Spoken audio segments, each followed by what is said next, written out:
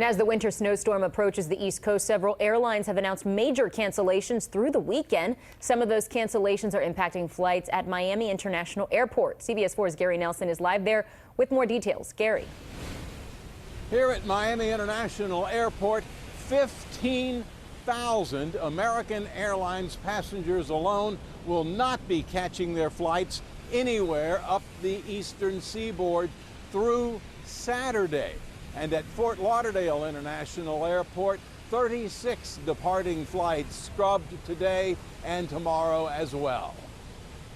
At MIA, the main concourse filling with people going nowhere. On the departure and arrival board, scores of flights canceled all up and down the eastern seaboard. American, MIA's biggest carrier, has scrubbed 50 flights today and tomorrow from South Carolina to beyond New York. Maria Koppel will not get home to Charlotte. So we're stranded here. First time in my life that something like this has happened. Chrissy Anderson's trying to make it back to Pennsylvania. It won't happen before Sunday. That storm, we got canceled through the storm.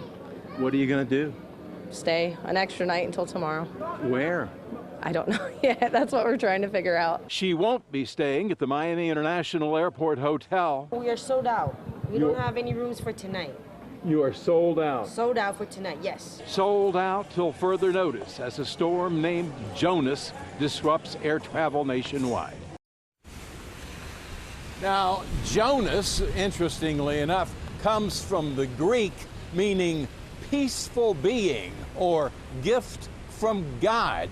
You got to wonder who came up with that one. Now, American Airlines is offering a gift of sorts to its passengers, those whose flights have been canceled because of the storm. They don't have to do this, will be given a full refund if they want one.